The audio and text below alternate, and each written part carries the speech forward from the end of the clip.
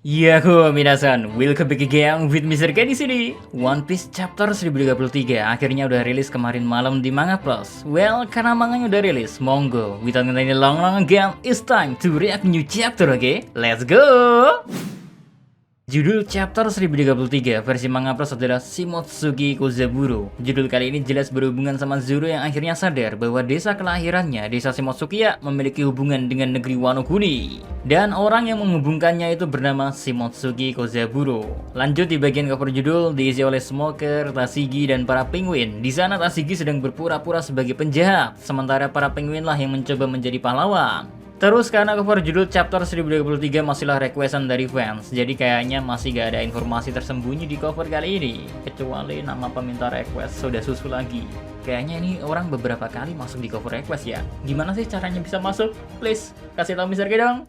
And now ke menu utamanya, di mana di chapter kali ini dimulai dengan memperlihatkan lagi pertarungan antara King dan Zoro yang masih terjadi. Di momen ini, Enma masih aja nyedot kekuatan dari Zoro seenaknya, sehingga Zoro pun pastinya kesulitan untuk fokus bertarung, karena di satu sisi dia pasti harus mencoba mengendalikan pedangnya. Sementara itu di sisi lain, musuh macam apa yang mau nunggu lawannya siap terlebih dahulu. Apalagi lawan dari Zoro itu orang nomor 2 di Beast Pirate yang terkenal kejam dan tanpa ampun. Jadi ngelihat Zoro kesulitan dengan kekuatannya sendiri, King pun malah langsung menghampiri Zoro dengan sangat cepat. Anehnya meski udah berdiri di hadapan Zoro, King malah cuma diem dan gak melakukan serangan apa-apa. Malahan Zoro yang terlihat agak kesel langsung nyoba nusuk perut dari King dengan salah satu pedangnya. Tapi seperti di chapter-chapter sebelumnya, serangan Zoro kali ini pun tetap gak mempan. Malahan serangan tadi itu memicu sebuah ledakan yang besar.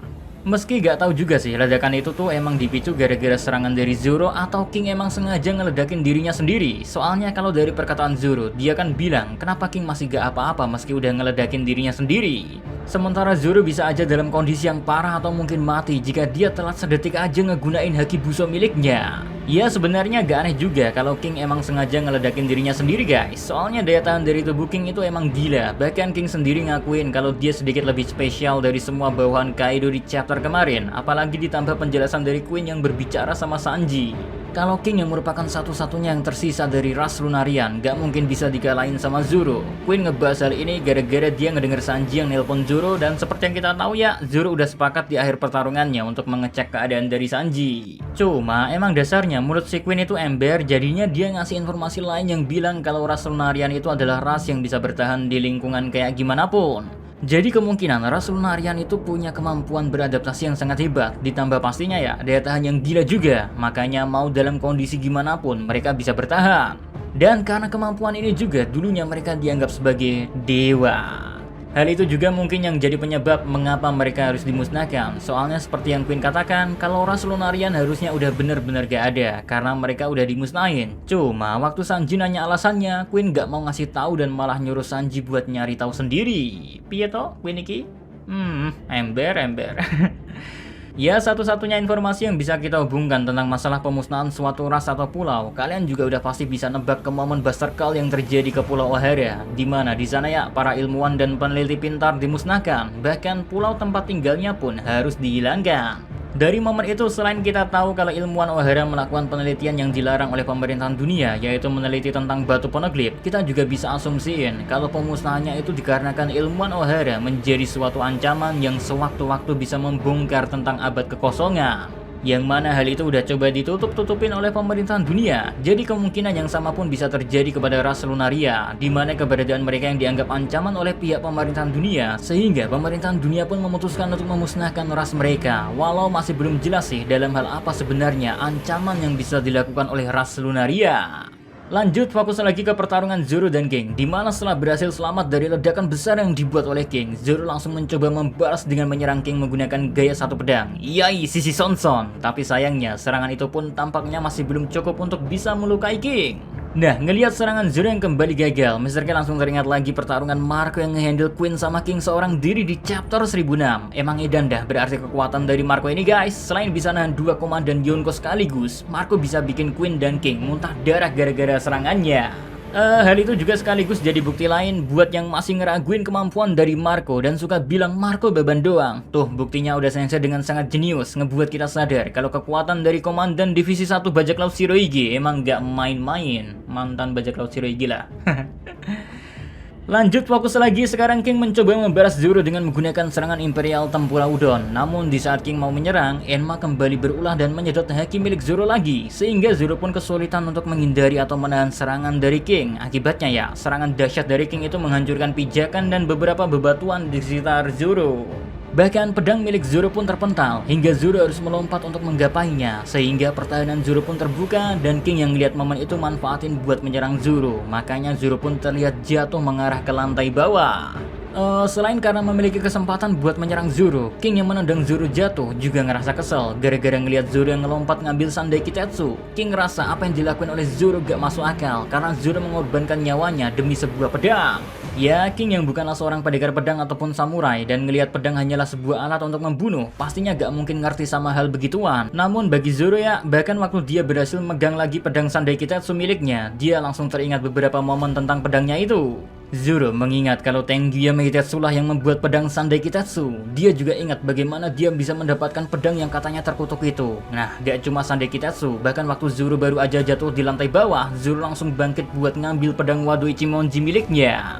Zoro bersyukur kalau pedang Wado Ichimonji miliknya gak jatuh keluar pulau, karena kalau jatuh dari pulau Onigashima yang sedang diterbangkan, udah pasti itu pedang masuk ke bawah laut dan bakalan mustahil buat ditemuin. Momen yang sama juga terjadi saat Zoro mencoba ngambil pedang Wado Ichimonji. Zoro seketika teringat bagaimana dia meminta pedang itu kepada ayahnya Kuina. Di momen itu juga kita jadi teringat momen yang sangat penting bagi Zoro kembali. Karena di sana Zoro mutusin buat jadi pendekar pedang terkuat di dunia demi Kuina, dengan harapan nama Zoro nantinya akan terdengar hingga ke surga. Selain itu juga, kembali ke pertemuan Zoro dengan Tengyama Hitetsu, mengungkap ya kalau pedang Wado Ichimonji miliknya ternyata dibuat oleh orang yang sama dengan pembuat pedang Enma. Dan kita tahu kalau pembuat pedang Enma adalah Shimotsuki Kozaburo. Momen itu awalnya gak disadari oleh Zoro karena terjadi begitu aja. Namun sekarang dia mulai bertanya-tanya mengapa pedang yang berasal dari negeri Wano Kuni bisa sampai di East Blue. Dan jawaban dari pertanyaan Zoro mulai menjadi jelas saat Zoro mengambil pedang Enma dan dia pun teringat sama beberapa momen. Pertama, Zoro teringat sama momen waktu Momo bilang ke Zoro kalau dia gak diizinin buat ngomong Shindachi. Dari situ ya, Zoro ngejawab kalau dia sendiri pun gak pernah ngomongin kata itu. Zoro ngejelasin kalau dia tahu itu dari seorang kakek dari desanya yang suka duduk di tepi pantai. Cuma sayangnya Zoro gak pernah nanyain siapa nama dari kakek itu. Nah, dari momen itu Zoro mulai ngehubungin sama ingatan lainnya tentang si kakek yang ada di desanya itu. Zoro ingat kalau kakek itu adalah kakeknya Kuina. Lalu Tengyama Hitetsu pernah bilang tentang seorang master pembuat pedang bernama Shimotsuki Kozaburo yang pergi meninggalkan Wano Kuni secara ilegal lebih dari 50 tahun yang lalu.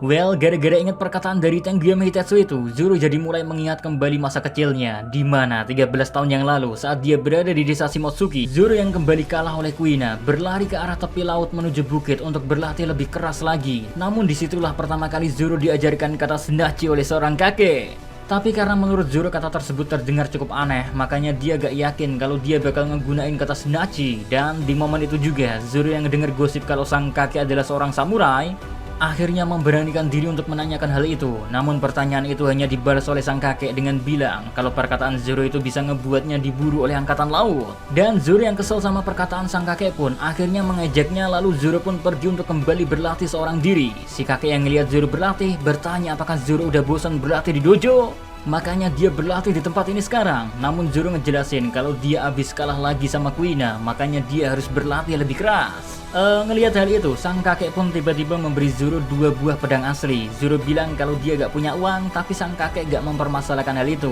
Bahkan si kakek dengan santai malah memberikan penjelasan tentang pedang. Dia bilang kalau pedang diciptakan untuk membunuh orang karena si pembuat pedang udah memastikan dulu ya kalau pedang buatannya bisa membunuh orang sebanyak mungkin.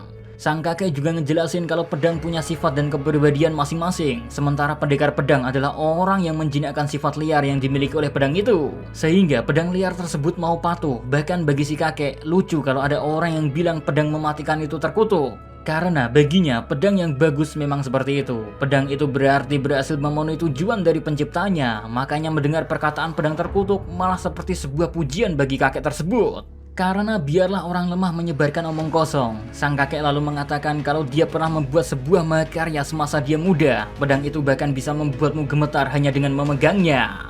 Kakek itu menamai pedang tersebut dengan nama Dewa Penguasa Dunia Bawah, atau kita lebih mengenalnya Enma. Dari situ Zoro akhirnya sadar kalau kakek yang dia temui di desanya adalah Shimotsuki Kozaburo. seorang samurai yang kabur dari Wano dengan cara ilegal lebih dari 50 tahun yang lalu. Dan perkataan terakhir yang diingat dari kakek Shimotsuki Kozaburo adalah waktu dia bilang kalau pedang yang memiliki nama selalu waspada. Mereka menunggu dengan sabar untuk menemukan seorang pendekar pedang yang layak buat mereka. Dari situ ya, Zoro akhirnya tahu kalau Enma ternyata sedang menguji Zoro. Ditambah perkataan yang bilang kalau pedang memilih tuannya, ngebuat Zoro semakin yakin kalau Enma gak punya maksud apa-apa selain menguji kelayakan Zoro sebagai seorang pendekar pedang. Zoro akhirnya mengerti kalau Enma seperti ingin berkata kalau pendahulunya Oden bisa menggunakannya dengan mudah, bahkan saat haki milik Oden terhisap dalam jumlah yang sangat besar. Wah, emang gak perlu diraguin lagi dah kekuatan dari Kozuki Oden ini ya. Yang menarik, sesaat setelah itu Zoro akhirnya mutusin buat ngasih Enma terus menyedot hakinya, meski taruhan dari melakukan itu adalah nyawanya sendiri. Namun di momen itu ya, Zoro yang lengannya dikelilingi oleh haki tiba-tiba aja menjatuhkan atau membuat pingsan para anak buah Kaido yang awalnya berniat menyerang Zoro. Nah, gara-gara ngelihat momen itu, King pun jadi bertanya ke Zoro apakah dia memiliki tekad seorang raja. Tapi kayaknya Zoro salah tangkap sama pertanyaan dari King, guys. Makanya dia malah teringat perkataan dari Luffy yang bilang kalau impiannya menjadi pendekar pedang terkuat itu sempurna, karena Luffy di masa depan hanya ingin menjadi raja bajak laut. Makanya Zoro ngejawab pertanyaan dari King dengan bilang, "Iya, tepat sekali, karena aku sudah punya janji dengan kaptenku dan sahabatku." Dan momen itu menjadi akhir dari chapter 1023. Sayangnya minggu depan masih gak libur. Brengsek. Jadi chapter selanjutnya bakal rilis seperti biasa. So, see you again next time. Adios di Caramelo. Stay safe everyone. Salam anime.